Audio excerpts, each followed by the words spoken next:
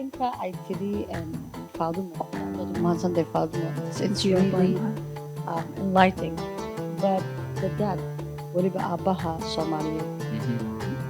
عروت أنت بدل ما شفتها عروت أنت بدل إلا من رحم ربي نعم مركا محال from your experience what worked for you how did you know that you need to have a conversation with your kids barnaamijkan waxaa hirgeliyey Sita Chiropractic and Massage ma gashay shil gaari dhaawac ma kaa soo gaaray shaqadaada haddaba waxaad u baahan tahay daryeel dugmo iyo qareenkoodooda intaba waxaa kuula diyaara Sita Chiropractic and Massage waxaa kale oo ku diyaara shaqaale ku nugul iyo dhakhaatiir tayo leh Sita Chiropractic and Massage waxay ku dhex taalaa suuqa Sita International Mall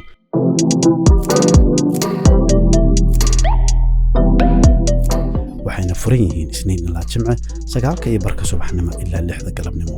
waxaad kala xiriiri kartaa telefoonka 425-529-7522 waxaan leeyahay dhammaan dadka Soomaalida meel dad luqadooda ay ku hadlayaan oo moolka Sita ku dhex taala ku soo dhawaada runtii horta taa waxay imaanaysaa qofka sidoo ku soo koray iyo sidoo qofka social u yahay maxay ahayd meesha caawa soo fariiseen laba waalido oo xogaa koriimadooda ilmaha yara positive dhinaca positive-ka u badan aniga waxaan ahay nin bulshada la soo shaqeeyay runtii raggii caruurta dhalinyarada aad ula sheekaysta oo runtii saaxiibada dhalinyarada iyo dadka waaweyn dhalinyarada u badanahay marka taa waxay ku tusaysaa aabe inaan ahay ilmihiisa la sheekaysta laakiin runtii xaqiiqda waxa way runta waxa jira waalidiinta badankood aabihiba inuu waqti haynin anoo caawa intuu fadhiin inaan wax baleem gareyno ama aan dhahno cid baa qaladka iska leh laakiin aabayaasha inaan ku baraarujino bal inay inta dib u fariistaan muhiimadda ay leedahay ereyga ay tiri Faadumo dhageysi ilmaha in la dhageysto marka ayaga dhageysatay adigu dhageysanaya ilma aad adiga dhageysanaynin oo inta u fariisato aa waqti siiso aa dhagta u raariciso aad tusto inaa humble u tahay u dabacsan tahay asaga kuma dhageysanayo waxa uu sheegtay dhinacu iska marinaya marka aabayaasha badana Soomaalida waa mashquulsanahay ayadoo culeysyo badan iska jiraan oo laga yaabo aabihii inuu biilka reerka ceyrinayo inta badan laakiin majority sida badan aabayaasha waqti badan ilmaha ma geliyaan runtii waa in xaqiiqda laga hadlo barnaamijka maadaama caawa uu ku saabsan yahay in wax la daaweeyo waalidkana aabahana eedada way ku socotaa sababtoo ah waxa caawa barnaamijka nagala qayb galaya dhalinyaro oo dhinaca sportska ah dhalinyaro badan ay wadaan coaches ilaahay khayr ha siiyo oo caawa aan ku dhahayo markaan arkay sportska wuxuu ka mid yahay beeyada qaybta dhinaca ka korinaya ilmaha marka waxay la xiriiraan hooyooyinka waxa laga yaabaa caawa ilmana la fadhiya dhalinyaro halkaan la fadhiya aabihii inuu iska warqabin xataa inuu halkan joogo marka aabaha inuu ilmaha xiriir la leeyahay aad muhiim u tahay runtii aniga arintaas waa ku soo guuleystay alxamdulillah maadaama aan qof furan ahay aabaha ilmaha ooji waxaan rabaa inaan ku challenge gareeyo halkaas aabbo oo maasha Allah oo ku guuleystay baa tahay laakiin weligaa saas ma ahayd oo nacam aabbo fahansan caruurta oo la sheekaysta oo qalqalooc dhan dhicin oo aanan weligii challenge arag ma ahayd mise waxba adiga aabba ahaan iska bedeshay runtii maya saa haday u iriba waalidnimadu ma ah wax college ama jaamacad looga soo baxo waa la bartaa anoo young parent ah alxamdulillah ilmihii ugu horeeyay iyo aniga marka hore waxa qaabkii aniga aan ula dhaqmay ilmaha waxa laga yaabaa in qaladaad aan ku sameeyay laakiin alxamdulillah ilaahay waxa ugu mahad celinayaa in qaladaadkaas aan ku daahin oo waqti yar markaan arkay sideedaba ilmaha yar aa dhashay haddii aad kow ku adkaato laba haddaad xiriirkaaga waalidnimo aad fiicnayn weyso waxaa dhacaysa ilmihi inay kaa yara fogaadaan oo jaceylkii iyo wixii aad adeeg badan hadday ka arkaan marka yes waxaa i baray nolosha iyo khibradda anoo qaladkaas sameynaya baan fariista waxaa iri maxaa qaldan ma adaa wareersan mise ilmaha wareersan waxa ii soo baxday ilaahay mahadi inaan aniga ahay qofka qaldan isla markaana isbedel aan sameeyay oo runtii ah qaabka ilmaha loola dhaqmo in la bedelo sida ma aragtay diinteenna ayna barayso nabiga calayhi salaatu wasalaam aad u soft u ahaa marka in ilmaha loo dabacsanaado dabacsanaantiina waxay keentay ku keenaysaa ilmihii in jacayl badan oo kuu soo galo oo markaa xiriirkiinni communicationka isu soo dhawaansho aad u fiican oo markaa wada hadli kartaan wax isku sheegi kartaan ilmihii wax kuu sheegi karo adna wax u sheegi kartid meesha waxaa ka imaanaysa saaxiibtinimo nacam adaa meesha waxaa ka saaraysaa inaa adiga wax walba og tahay iyagiina waxaa siinaysaa fursad oo ay kugu dhihi karaan aabbo ama hooyo waxaan waa ku qaldan tahay ee bal i dhegayso marka adigoo maskaxdaada ay ku qufulnayn anaa waarid ah waana in aniga la i dhegaysto baa marka aad tiri anaa waxaan ogaaday in waxa saan wax u waday markaan arkay inaysan shaqaynayn baa waxaan ka taliyey maslaxadda aniga iyo ilmahayga dhexdooda taas macnaheeda ay tahay mar walba ilmahaan rabnaa inaan qalad saarno haddaa u fiirsatid inta badan marka laakiin haddaan ilmihii aanan qaladka saarin oon inta gadaal u degno oon annaga isweydiino maxaa qaldan see wax u socdaan saan wax u wada ma shaqaynaysaa mise ma shaqaynayso kabacdaa waxaa ogaanaysaa runta markaa isku sheegaysid waaye oodan ahayn waarid raba inuu indhaha iska tiro haddaadan ahayn marka adiga waxaa noqotay waaridkii yiri okay sidaan hadalkaaga ka maqlayo waxaan may shaqaynayaane bal aan anigu dib isugu noqdo isku noqoshada aad dib isugu noqotay waxay kaaga soo baxday jawaabta aad kasoo dhex saaratay waxay tahay aan dhegaysto ilmahayga ayaguna ha ii sheegaan waxay aniga iga tabanayaan taasaa furtay healingka hadda aan ka hadlayno dialogue iyo healingkan hadda aan ka hadlayno saasuu ku furmay inay furta iska dhaafe waan ku aflaxay runtii waa cillad hadda aad u jirta aad u weyn maalin dhaweyd hooyo isoo wacday waxaan fadhiyaa meel kursi kulul oo mar walba aan communityga ay dhibka iyo waxyaabaha jira hooyo isoo wacday waxay tiri magacaagaan soo helay lambarkaaga laysoo siiyey 2 gabdhood oo yaryar oo da aad u yar jira weli 14 jir iyo 17 jir maxay ahayd ilama joogaan iska baxayaan iska soo dhaxayaan marka hooyadii interview ugu dhaqaaqay waa hooyo keligeed aabe ma aragtay agoon hooyo agoon korinaysa marka ilma agoon korinaysa marka hooyadaan la sheekaystay waxaan ku yiri ilmahaas ay ula dhaqantaa waxaa ii soo baxday hooyada inay taagan tahay mowqif aad u fog oo markaa hooyada si tartiib oo degan waxaan u tusay cilladaha jira iyo ilmihii inay kasii cararaan inay ayada qayb ka tahay wax yar ayna u baahan tahay inay isbeddel samayso marka isbeddelka in ilmaha loo dabacsanaado wax weyn ayuu ka beddelayaa oo dhaqankeennii iyo sidii nagu taagnayd in ilmaha ma aragtay waryaa my way or the highway ilmaha waddankan ku kora waddankan marar badan hadda ku laalaabtay ilmaha waddankan ku kora qurbaha ku kora waa ilmo daacad ah maasha allah ilmo daacad ah oo fiican weeye laakiin environmentiga mararka qaarkood iyo hormoneska ka xog badanaya ayagoo pressureka uu saaran yahay haddana waalidkii in haddana ugu sii daro waxay noqonaysaa arrin aad u adag marka haddaan dabacsanaano ilmaheenna sida hadda ay yihiin xaaladda ay hadda ku jiraan iyo isfahanka way kasii fiicnaanaysaa insha allahu tacaala waxaad ka dhawaajisay pressureka caruurta ku furan war about pressureka waalidka ku furan waxa waalidku halkaa ugu fogaanayaan what do you think is causing this inuu hooyo yani imka aabbaha ama hooyada I don't want to say one or the other laakiin imka ilmo yaro maalin walba soo daaha marka dambe la yidhahdo dabadday ka baxa right ma soo gelaysa ama la yidhahdo ticket baan ku jaraya ticket one way I grow up with that ticket one way lagu jaraya right so markaad maqashid so you know wadankii waad sasaysaa so what do you think is the pressure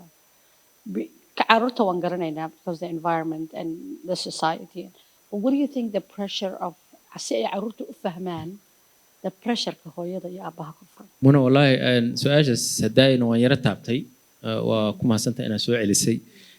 waalidiinta markay halkan imaanaynay annaga waa trauma la nimid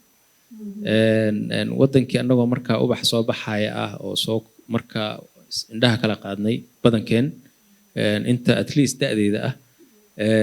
umbaan civil war dhacay waa la soo yaacay waa la soo qaxay markaa inta imaanayna trauma annagoo ku jirnaa waalidnimadeena horey ka galnay oo jaamacad aad u adag ah marka pressurekaasna waalidku uu hayaa runtii ayadoo pressureka uu hayo ahay haddana waxaa ku darsamay ilmaha laakiin marnaba waalidka maadaama uu waalid yahay mas-uuliyad ka saaran tahay oo ilmahan haddii bannaanka loo saaro ama ay noqoto in la dhaho warbax ama la fogeeyo dhib weyn uu ku dhacayaa oo meel oo hadda uu hawshan lagala hadlayo wax kasii weyn ku dhacay marka in waalidka trauma kastoo haysta inuu waalidka horta iswaraysto uu ka hadlo runtii waa arrinta hadda aan ma aragtay caawa halkan u fadhino waxaana aad u yar communitygeena ugu yar in laga hadlo waanu ku faraxsanahay in aan hadda bilaabayno waxaan rajaynayaa in ay sii socoto oo weliba waalidiinta xaaladda adag ilmaha hadda ay uga jiraan in stageka la keeno oo ayaga dhinacaa la maqlo dhibka haysta